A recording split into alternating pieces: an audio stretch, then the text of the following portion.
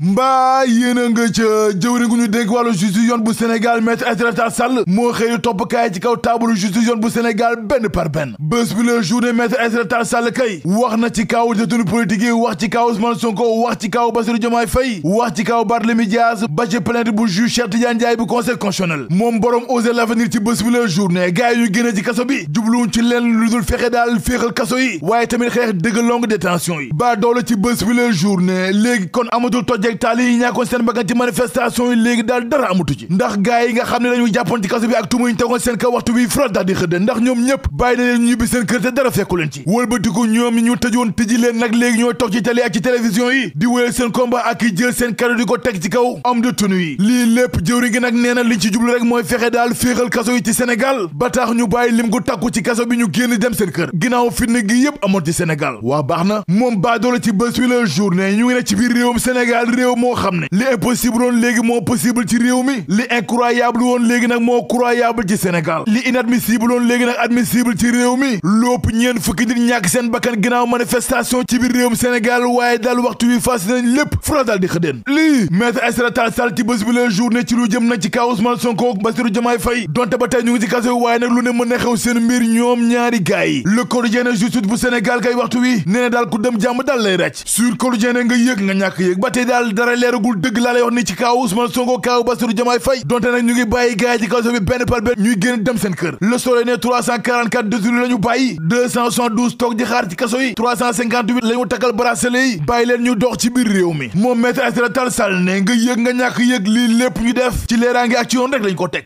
ñu jël suñuy gët teg ci xët wu njëkk lay fa yéene kaay ginnaaw gaay yi ñu bàyyi woon ci biir kaso yi nee nañu ne xeex bi ñu samp ci biir réewum Sénégal daal dañ ko wéyal ndaxte muy Toussaint Manga Pape Abdoulaye Touré ak Aïssatou Gueye nee nañu àla accu amul bàyyi xeex bu ñu sumb ci réewum Sénégal tey la wàllu gën a ay ndax dañ ci dem ba jeex tàkk la lay wax ndaxte ñoom gaay yi nee nañ leen tëjee ci kaso bi rëccuwuñ ci dara te buñ laajee defaat dañ koy defaat ba mu jeex tàkk la lay wax mu ngi ñaaw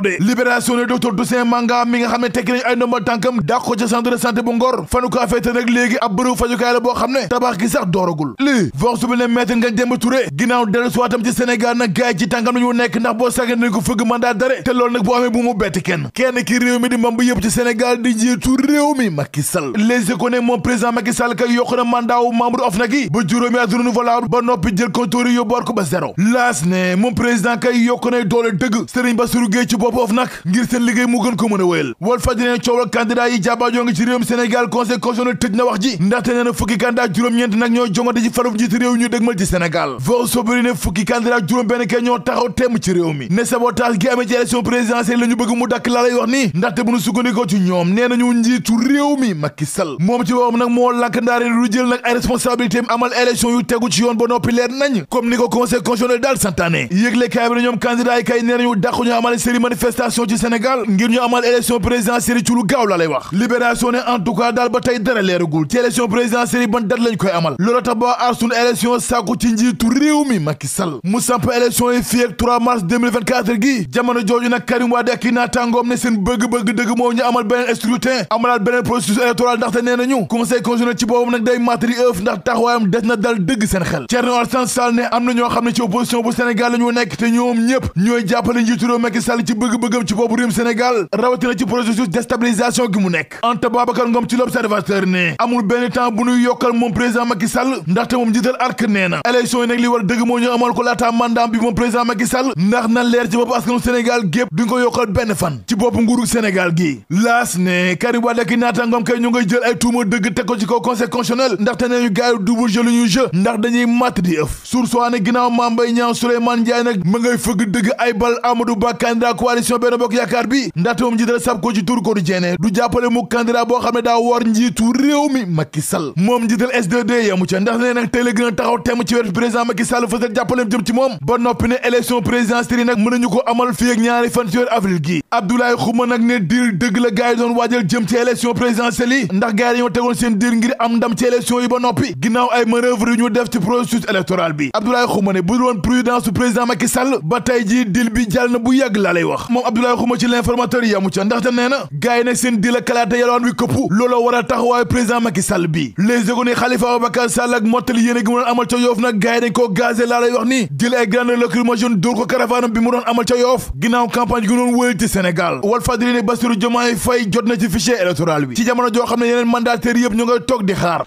ne direction générale des élections que revirement dëgg la def ndax ginnaaw bi mu jébalee Bassirou Diomaye Faye ka mandataire am bi fichier électoral bi daal lanko banque la du jox keneen fichier électoral bi lii nag la mandataire El Hadji Malick Gakou docteur Bérouba Guissé ne xamul lan moo ko waral ndaxte nee na lu mu mën a silo comprendre kay mooy lu tax ñu jël fichier électoral bi jébal ko mandataire Bassirou Diomaye Faye ba noppi lankal leen ko moom waayu El Hadji Malick Gakou bi ci source ne gaay kay ndigal dëgg lañu jot ne duñ leen jébal fichier électoral bi fii ak xamuñu dëgg ban date la ñuy amal élection présidentielle ci Sénégal laas ne dembek digg bi ci géej gi diggante Ndakaaru jàpp Ziguinchor dina dooraat te nag porootonu bu Ndakaaru ma ngay def kéemtalaay kàttanam ngir loole lépp dooraat fii ci Sénégal ñu bàkku jëm ci làmb ji ak sunu làmb yëgle kaay bi ne anakan mooy wuutu gayndey Géejawaay gi Balla Gaye 2 ci Géejawaay libération ne benn gaal moo suux ca Cap Skirring ñetti nit ñoo ci ñàkk seen bakkan te gis nañu seenum néew te ba tey ji am na benn nappkat boo xam ne daa réer te ba tey ji daal kenn gisagu ko mais da ngay seet loolu rek